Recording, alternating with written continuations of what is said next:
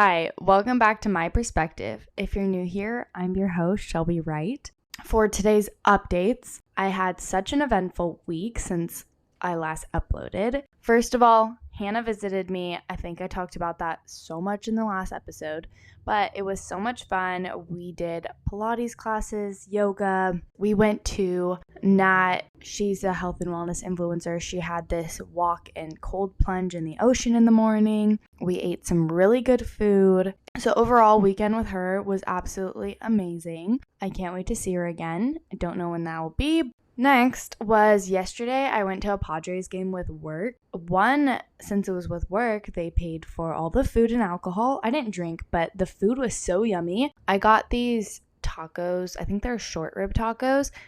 I was assuming some street style tacos. Nah, these were massive cheese-filled tacos. So I had two and let everybody else eat the rest of my food. Also yesterday kind of sucked. A part of it. The first half of yesterday sucked. The second half was good. Okay, so basically, I finished school. I'm finally done. I'm officially a Cal Poly grad. I already walked, but I finished my last classes yesterday. I had 2 papers to turn in for finals. And then I lost Miso's collar at the last run club, so I had to go back to the beach and find it. Thankfully, someone put it on a pole and it was super easy to find. But then the traffic was just so crazy on my way to San Diego that I was an hour late. And just to top it off, I got pulled over for speeding. Also, the cop was so rude to me. I'm going to try to contest it. He was not having it that day, I guess. Another thing was I actually had the best day on Thursday. I was so happy. It's crazy because I really am in tune with my body for when I'm happy. I know immediately, this is how I want to feel every single day.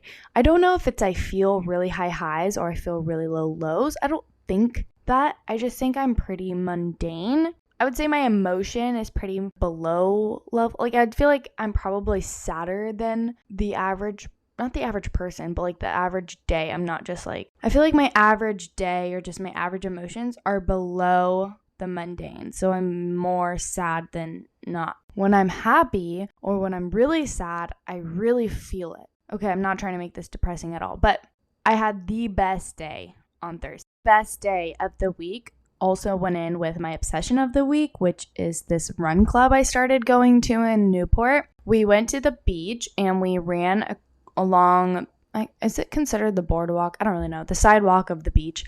And we did a 5K.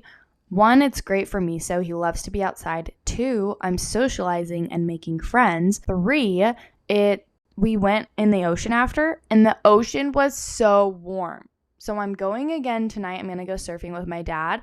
And then tomorrow, I'm convincing Brooke to go to the ocean with me. I had so much fun. Also, top it off, Miso went in the ocean too. This dog won't even put his paw in the water. So I was shook that I didn't necessarily drag him in the second time. He kind of went in on his own. I think there was so many people in the water, girls that he was hanging out with, that he just wanted to be a part of it too. Then the next morning, on Friday morning, a couple of the girls who were going to the run club invited me to go to coffee in the morning just for half an hour because they all went to work out before. And they told me all the workout classes they take so I can join. So that was just so sweet and really, really let me know that me joining and going to these little types of club activities are paying off, that I'm actually building relationships. And even though it's scary, even though I'm going out of my comfort zone, it's rewarding. And I'm actually meeting people, and that's the whole goal of all of this. So that was so fun. And I actually can't go to the next run club because I'm either going to be in San Diego or I'm going to be at Max's parents. So that's kind of a bummer. All right, now for something that I'm working on myself with this week, and this Hannah made me realize this, was I label myself a lot. If I get, say, another mental health diagnosis or mental health or just a physical health diagnosis, I've had people tell me, don't let it get to your head to where that's kind of your identity or something. So where I fixate on it and then it gets worse. And I'm like, yeah. But I realized I do that. I actually do that. What I realized hanging out with her was the way I word things will benefit me on not labeling myself and keeping myself in a box. So in the fall, I was diagnosed with OCD and OCPD tendencies. And yes, it was validating because it makes a lot of sense. There are little things I do actually are OCD, not just me being quirky. In that sense, this is a better example. Instead of always being like, oh, it's because I do this because I have OCD, or this makes sense because I have OCD. To me, whatever, I have OCD, but that's not something I struggle with every single day. It's not as bad as, say, my depression. I'm okay with saying I have depression or I struggle with depression. Whatever, I'm sad all the time. But when it comes to OCD, I don't think it's prominent in my life enough to then make it my identity and actually just make it worse. Because yes, when I do get more stressed out or when other things in my life aren't going the right way, I do want to control and my OCD does get worse. But I need to reframe it because I don't want to struggle with OCD the rest of my life. I mean, I probably will, but I'm not going to keep putting myself in a box because it's not benefiting me in any which way. I'm going to try to change the perspective in my mind. Let's get into today's episode. First is things that are free, things that you can do, and then free things you can stop doing or limit. Then I went into things to do that are free, but at the same time not free. Kind of depends on how you want to do it. And then for sure, things you have to go out and buy or purchase to help your stress, mental health, and being at peace. So I try to organize it in that way. And let's start off with the things that you can do that are free and that you should do, not limit. Let's start with that. Also, these are all things that I do. Maybe not every day, but I've done. Okay? I do or did. First off is going to bed and waking up at the same time every single day. This is a really hard thing for me to do, and I don't normally doing it. I didn't always do this until recently, but establishing a consistent sleep schedule helps your body's internal clock be more regulated, which promotes better sleep and just your overall well-being. So I have an Oura ring, and obviously that costs money, but what I really liked about my Oura ring is it tells me my sleep window. I went to bed probably 11:30, like pretty quickly after, and my body naturally woke up at 8. Because for work, I have to be there at least by 8. That was sleeping in for me because I usually wake up around 6. If you're going to wake up and go to bed at the same time on the weekend, you should have it in if you want to sleep in sense. So I didn't even set an alarm and my body woke up on its natural clock, which is never happened to me. For let's say you also usually wake up at 6, but you want to sleep in on the weekends. I would say you should probably not wake up more than 2 hours after you normally would. But if I'm going to be completely honest, I set my alarm for 1 p.m. today. I woke up at 8, but I was like, okay, Shelby, just sleep in as long as you need. Personally, I would love to be in bed by 9 p.m. and then my body would probably naturally wake up before 8. The more you do this, the more consistent your body is to acclimating. Also, side tip is only go in your bed for sleeping. Maybe for reading, but only for sleeping. Your body has these like internal cues. So when you sit on the couch, that is for reading, homework, or watching TV. That's what your couch is for. But if you start sleeping on your couch, then your body's going to associate the couch with sleeping. So if you're doing homework or work in bed, your body's going to associate that with your mind to keep running. You're not supposed to wind down. You're not going to bed yet. So I've really made it a point to make my bed a place for sleep in this new apartment because now I have a table where I do my work, I eat, and my homework. I don't have homework anymore.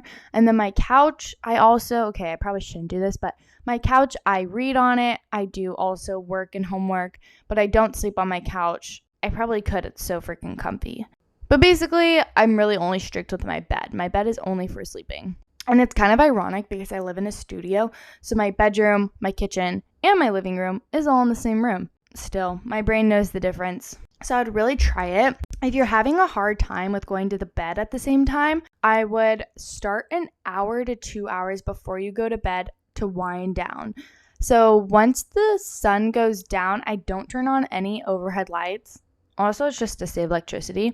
I turn on red lights and salt lamps so my body starts to wind down. I turn the red filter on my phone. I make a cup of tea. I'll open the windows. I try not to go on my phone the first hour before going to bed.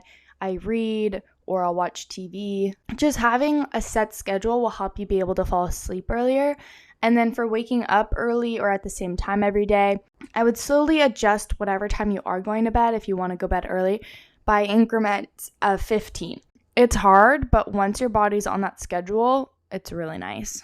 Now let's talk about the second tip I have, which is walking outside, particularly without music or a podcast. The reason for me I say without music or a podcast is I actually get overstimulated pretty quickly. I listen to a lot of music and podcasts at work, and sometimes I just need peace and quiet.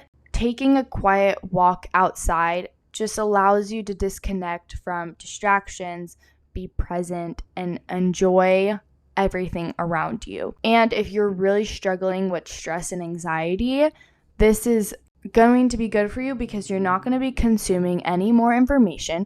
We are bombarded with information these days. It's at our fingertips. So you really have to be intentional about not consuming more than you need, especially when you're already overwhelmed. It can be a super simple 10-minute outdoor nature walk. Look at the sky, listen to the birds, go with your dog. Just be intentional and take a breath and get a break from life. Maybe on your walk, you need to call somebody, and that can be your time to distress, but only call someone, obviously, that doesn't stress you out more, someone that makes you comforted. Tip number 3 is drink more water. I don't know why I wrote this because I really don't know if water plays a role in our stress. Thinking about it, I guess staying hydrated, it's honestly just good for your physical and mental health probably. Yeah, because if you're dehydrated, maybe that's why you're stressed. I don't know, but go drink some water. Room temperature water is better for you. I could probably look it up for you if you want to know why, but I think it's because our bodies are naturally warm, so then adding cold, like warm foods are really good for you versus like smoothies and salads, hormone imbalances. So drink some water. Whenever I have a headache, Max is like, go get some water. When anything is wrong, just make sure you got some water in you. That's a pretty quick one for y'all. Tip number 4 is journaling / being grateful. Write down your thoughts, your feelings, and anything you're experiencing in that moment to just help you process everything that's going on in your life. Life is hard. We all go through so many things. Something I learned from a book was we all have different stress levels. Let's say Jane broke her arm and she's never broken her arm before. This is the exact example from the book. That's really stressful for her and really freaks her out because this never happened before. Her stress tolerance isn't that high. If Joe, he broke his arm, he's already broken his arm before and he knows exactly what to do. He's not really stressed out about it. His stress tolerance is higher than hers, so it doesn't bother him that much. The same thing can happen to both people, and someone may be more sensitive to it than the other person. And that can go with a different situation. So like maybe Joe is more stressed in something that Jane isn't as stressed in. I don't do it enough because honestly, writing really hurts my joints even more than they already hurt. But when it comes to journaling, I do feel really good after I do it. And I love reading my old journals. I recommend journaling, getting your thoughts out and your feelings. It can be extremely refreshing, therapeutic to get out all those feelings. I actually did this once. My freshman year, I was really torn up about this friend group, and I wrote a letter to every single one of them, and I was determined to give them this letter I was leaving school early, so I was gonna give them this letter and explain everything. I ended up not doing that. Thank God I didn't. It made me feel so good, and I basically convinced my mind that I did at least tell them or give them the letter, even though I didn't. It was the closure I needed. And journaling's free. Piece of paper, piece of pen, write it out. 5th free tip that you can do is clean your space. This helps my stress and anxiety because when I have a clean space, I always tell people I have a clean mind. Keeping your living or working environment tidy and organized gives you a sense of calm. And I think this is why I love living alone so much, because I am a minimalistic at heart. When you live with other people, you can't really tell them, or you can, but they won't like it, that you don't like their thing, that is ugly, that is not what you want on your table. It stresses you out, the color, the look of it. There's no one to argue about. A clean space just makes me so happy. I don't want anything up on the walls. I don't want any color. I just need it zen. The first thing I try to do is clean, and that's also the last thing I try to do at night, because I want to wake up to a clean home, and I want to come back from somewhere to a clean home. I want to come back from vacation to a clean home. I started this, I think, in my freshman year of college. Before I did any homework, my room had to be spotless or stay focused without cleaning and making sure everything was just the way it needed to be. So maybe try to tidy up or clean one thing a day. When I would be super busy, my to-do list was just clean one thing a day. So I knew I got one task out of the way. My to-do list right now is crazy. A few things that messed up my to-do list for today was, I'm not bothered by this, but Max called me for an hour. We needed to talk though. It was so good. I love him so much. Sometimes calling your loved ones get in the way of your to-do list, but that is honestly like a good reason why, nothing bad happened. And then the second thing was I had an Amazon video collaboration I had to film. So that took me a good minute to do, probably an hour or two. So that got in my way. I got really stressed out about buying Max's birthday present. So that also made me procrastinate. Basically everything I'm not doing today, I'm adding on to my to-do list tomorrow and taking it day by day, one to-do task at a time.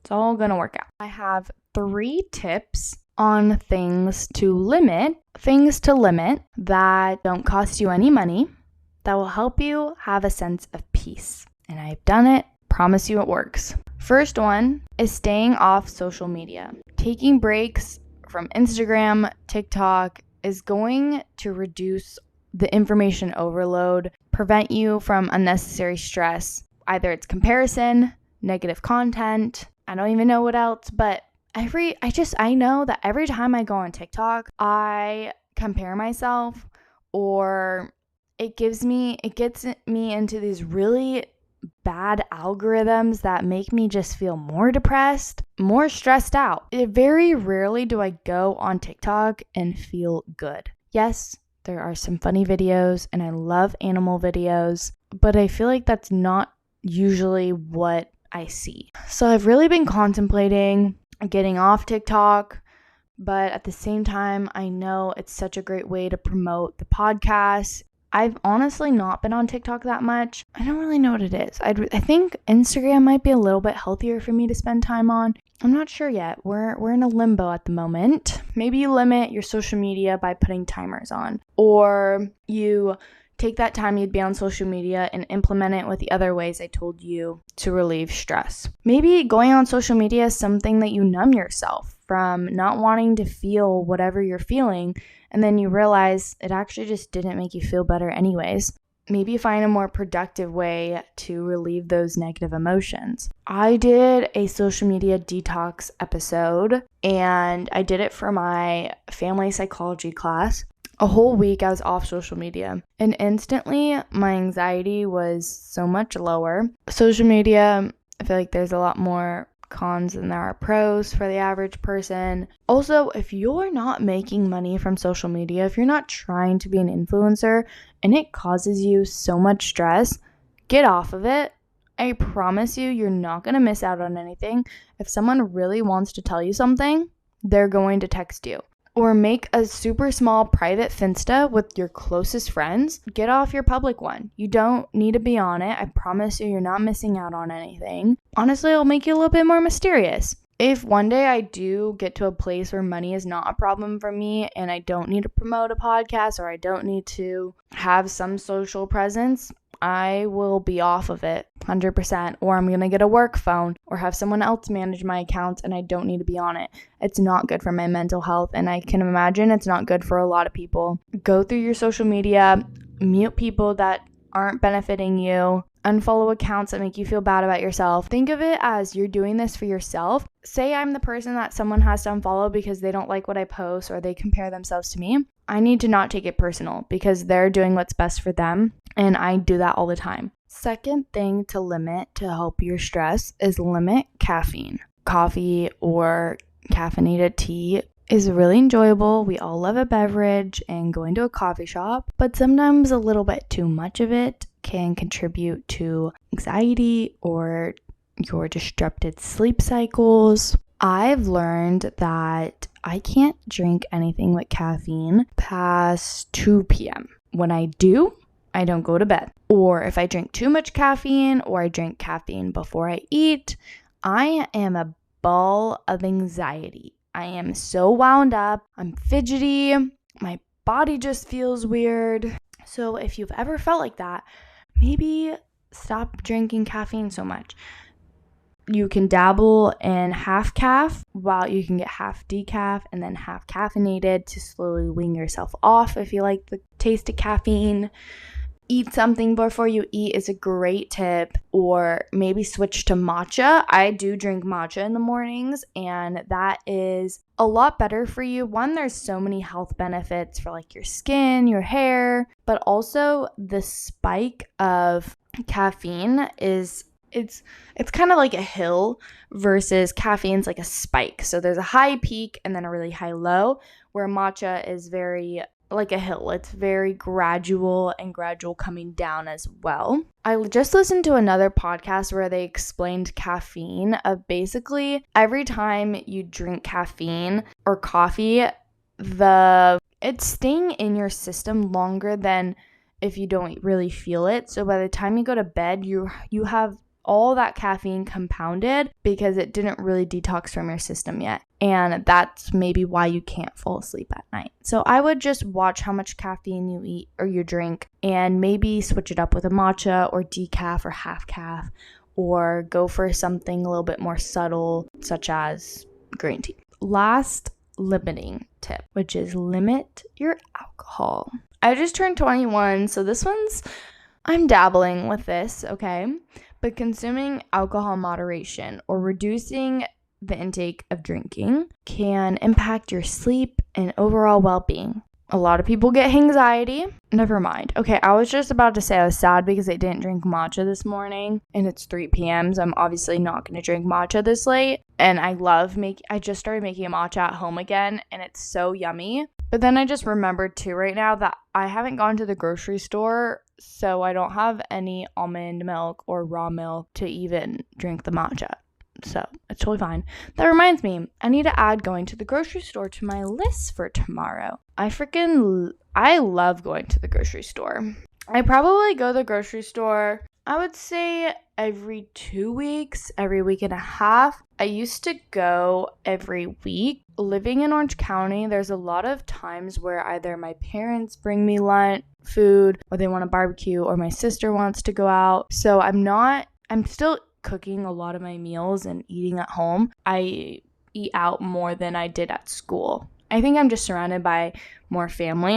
All right, going back to alcohol. I really want to do the 75 hard challenge with Max when he comes back. I know he wants to drink a little bit because he obviously doesn't drink as much during season. So I know we'll probably go out a few times and then we'll do like the 75 hard challenge maybe before he has season or something. Actually, that'd be so fun. Start the new year with 75 hard.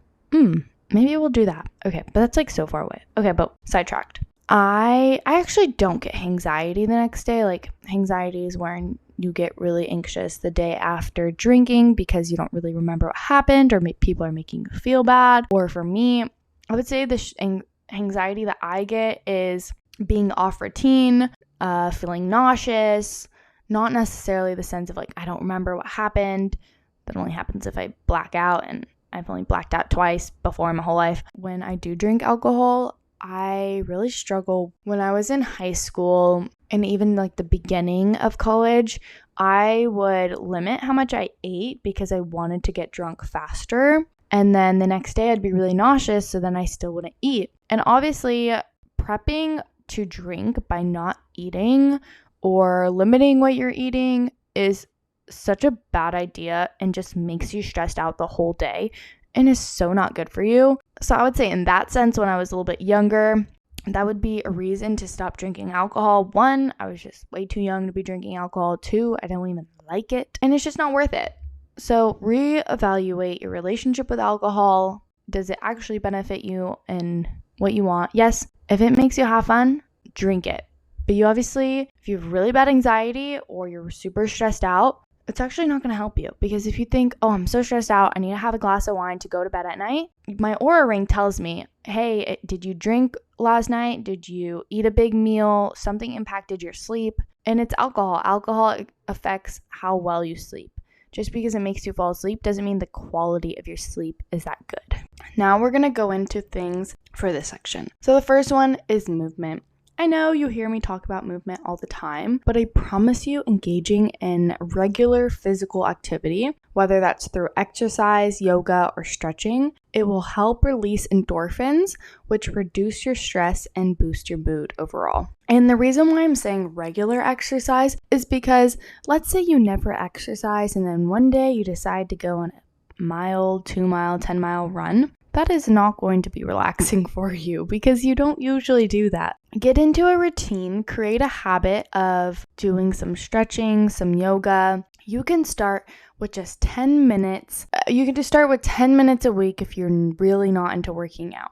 Maybe that's stretching before you go to bed, going on an evening walk during sunset. I love to work out. I work out. I try to get outside as much as possible. I just took a Pilates class right now. I took a break from recording. That was the hardest Pilates class ever. The endorphins that are getting released while you work out are so important. And that is an hour out of my day where I'm not talking. I'm not even thinking. I'm thinking about how much it hurts. I heard this on a podcast. Today's day and age, if you are only working out 1 hour out of your day, you're still pretty sedentary person. Okay, think about it. When we were in school, we went out for recess. For lunch, we also played at recess. And then if you went to school early, you played, or if your parents picked you up, you played. And then I always went to sports right after school. So I was in gymnastics 4 hours a day. At least growing up, my body is so used to moving all the time. Even when I quit gymnastics, I did track at high school and then I went to club track after. Always been a super active person. And then now all of a sudden,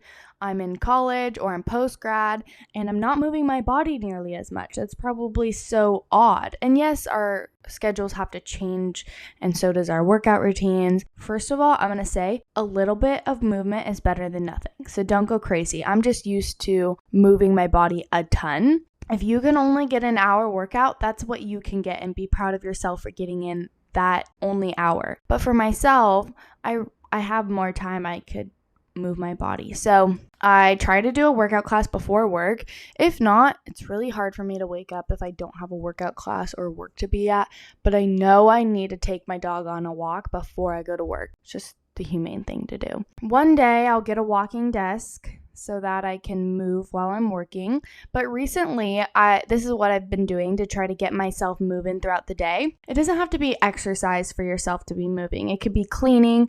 It could be running errands, going to the grocery store, running after your child. It doesn't have to be a workout class to move your body. This is what I've been doing because I don't have a standing desk currently. But every hour, I try to get up and either walk to the bathroom, walk to get water, go outside, do a lap. I try to be subtle because obviously I'm working, but I try to just take 5 minutes or less to get up out of my desk and make a lap and walk around and just get my body moving. So that's a tip for you. And then I also will take miso for sure, at least on a half an hour walk later in the day. And then obviously running errands or going to the grocery store, cleaning my place is still movement for my body.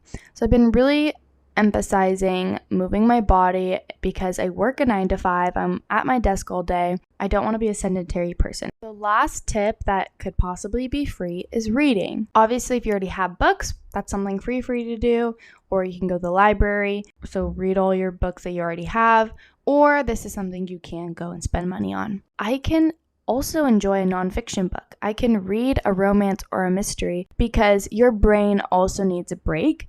And for me, reading is a chance to relax and it's a fun way to escape from everyday life. And what I mean by that is when I'm reading a book, it's as if I'm watching a movie. I can see the characters, I can watch it in my head, and I get so excited. It's a habit for me. So if I start reading every night, I continuously do that. But if I get out of habit, then I won't read for like a week. But every time I do read, I feel so much better. And then after I read, then I go to bed earlier. This weekend, Hannah got me into watching The Summer I Turned Pretty. So I've been binging that show. But I know after I'm done with that, I don't really have any other shows I've been wanting to watch, so I'll probably just get right back into reading. But really, just find a genre of reading that you like. I started off with self-help books, and that got me into reading. So maybe get yourself into reading that way, or I read every single Colin Hoover book. They were so good. Not all of them, but they were really, really good. Find what works for you and just do it. Okay, now we are going to go into, I have 5 things that actually cost money to help you find peace in your life. First is ashwagandha. So I take ashwagandha and I actually need to order some more, but I try to take it in the morning when I first wake up and then in the afternoon. Ashwagandha is a herb that can help your body with stress and promote balance. So I buy it as a supplement and I take it in the morning because I already wake up with anxiety. Okay, maybe I have more anxiety than I realize, but whatever. I'm not putting myself in a box. So I take it in the morning and then I take it again in the afternoon, and that's what my naturopath told me to do, so that's what I do. But I highly recommend ashwagandha over anti-anxiety meds. That's what I use and what I recommended to my sister. Obviously, if you need anti-anxiety meds, like take them. There's nothing wrong with that. But if you're looking for an alternative that's not a medication, I would recommend finding an ashwagandha that is high quality that you obviously will see results with. The second one kind of also goes along with tea or herbs is drink chamomile tea because it's known for its soothing properties and it can help calm your mind and promote relaxation. Like I said with my nighttime routine, drinking tea at night helps me cue my mind that I'm ready to go to bed and unwind. And there's obviously a bunch of other teas, but that's the one I use. If you go to the grocery store, this is what I would do.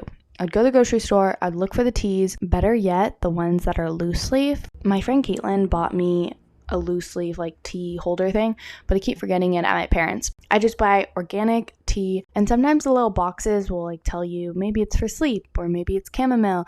So maybe if you don't like the taste of chamomile, you can find a blend of some. But that's like a little something. It's probably like $5 that you can go to the store and buy and make yourself feel a little bit more elevated going to bed with your cup of tea at night. Second tip for something you can purchase is eating whole foods. Nourishing your body with whole foods, nutrient foods that support your overall health can really impact how you feel.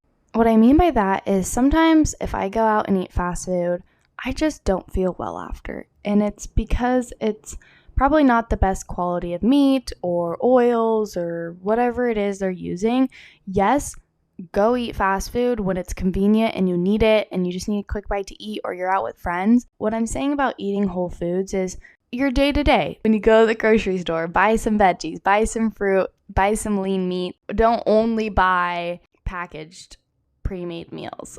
Obviously buy that because it's convenient and we need it sometimes, but don't make that the source of every meal you're eating. Incorporate some more whole foods because I know when I eat a lot of whole foods or I'm making my own food at home, I feel better. My stomach isn't upset. I know I'm eating foods that aren't gonna like cause any problems because I'm really sensitive to foods, I guess. I'm not gonna give you any nutrition advice. I haven't taken my nutrition class yet. What I am gonna say is pay attention to what you're eating and how it makes you feel. Obviously, if you're out with friends, that's another story. That's culture and community and embracing, celebrating and stuff. But I mean, when you're by yourself and you're just making food at home and you have all the time in the world to make food, like obviously scenarios play into this. That can impact your health if you didn't know. I'm not going to go more into that. Okay, third tip, this can get expensive. So that's why it's one of the last ones, is set up self-care appointments. Prioritizing your self-care and scheduling those appointments so you can get massages, facials, acupuncture, chiro, sauna. These will help you unwind and rejuvenate. This is like ultimate what I wish I could do every single week. I'm actually getting a lymphatic drainage massage on Wednesday and this red light laser for joint pain on Monday, which I'm stoked about. Hopefully it works. I don't know. I just saw it on ClassPass. Also, with setting up self-care appointments, it's something to look forward to. Like next week, I actually have 2 appointments I scheduled for myself, and that is so exciting. And I just know it's going to feel so good. I'm doing it for myself. It'll be a time to relax and unwind. Okay, let me tell you the appointments that I do monthly because I honestly don't do that much. I usually get a facial once a month and I get waxed once a month. Waxing is not relaxing whatsoever. I don't do those anymore, mostly because it was a lot of money. I do feel good after because I'm a low maintenance girly and having my lashes done and my eyebrows looking good, I do like wake up and just already feel beautiful. It adds up pretty quickly and it's not something I necessarily think I need. For my birthday or graduations or special occasions, I will get my nails done and that feels so great. Also, I don't really do my eyebrows. Once in a while, if they're getting really, really bad, I'll get them done. I just break out so easily with my eyebrows. And then my lashes, I used to get them permed. The less curly they will be over time because you're doing the reverse. I don't really know. So I don't really do that either. If I'm doing a trip, I will. When I went to Europe, I did. It just kind of depends, I guess. Some other appointments, if I were going to go full self-care and money didn't mean anything, I probably would do a facial and probably multiple facials a month, but different types because the lady I go to, she specializes in acne. Also, just like going to her is the best part. She's so sweet. Lymphatic drainage or laser, so like different types of facials, but I obviously still need that acne one. I would do red light and sauna and cryotherapy and cold plunges. Those are so good for your body, especially recovery if you work out a lot. So those would be appointments I would in the future want to do. And then also monthly, I don't know what it is. I just need massages to relax. Those are all luxurious, very expensive things to do. And I do reward myself once in a while with them, like this week. It's honestly, the massage was only $8 because I got a discount. And it's never going to let me book it again, it said. The joint pain red laser therapy, I don't even know what it is. That was, I think, $22, so that's more expensive. It's 11 credits, and I usually only spend like 4 credits on a class or something. We'll see if it works. I don't think so. That's about it. I used to go to an acupuncturist in high school, and also they were a chiropractor, so I guess that could be a self-care appointment as well. Acupuncture is an ancient Chinese medicine practice which can help tension, improve energy flow, promote relaxation, which is the whole point of all these tips. And what I really liked about acupuncture was it's been around for so long. So it's definitely has backing and it works. Honestly, I would add that to my self-care routine if money was never a factor in life. And Max has a cupping set. Obviously, like he's not a professional whatsoever, but I can just, we're winging it. I look up what I need, put it in the right place. Ta-da, it's done. Don't recommend that, but you gotta do what you gotta do. Treat yourself. Maybe once a month you get yourself an appointment. Also, it doesn't have to be somewhere super fancy. Me and my mom went to a those like foot spas that are like $20 for an hour? That's amazing. It feels so good. They do such a good job, and it's just this little inky-dinky place. Nothing pretty, nothing special. They know how to massage someone. Maybe you're gonna go to somewhere like that. It doesn't have to be a nice spa, and they don't have to give you cold eucalyptus towels. You just need to get what's done, and as long as you feel relaxed, let's challenge yourself. Maybe it's a birthday, maybe it's Christmas, anniversary. Book yourself an appointment. Treat yourself to something that'll make you feel good. I try for birthdays. I actually need to book my sister's birthday. I try to do experiences. We just all have so much stuff. So for my sister's birthday, I haven't booked it yet, but we're going to do wine tasting or just drinking wine while painting during a painting class. And then for Brookie's birthday, I got her a really fancy massage place. I don't think she's even gone yet, so I have to remind her to go. I would book it for them, but she was really busy, so I didn't want to stress her out, and it's a little bit away from her place. Sometimes people don't want to spend money on themselves, so when it comes to a birthday or Christmas, I try to spend something that I know they will enjoy and they want, just they would rather buy a shirt than get a massage. But once I get that massage, they know, like, oh, that felt so good. Those are all my tips for you on how to incorporate more relaxing techniques. Just help yourself find that inner peace, whether it's something you can already just do more of, do less of, whether it's free or you can spend a little bit of money into it.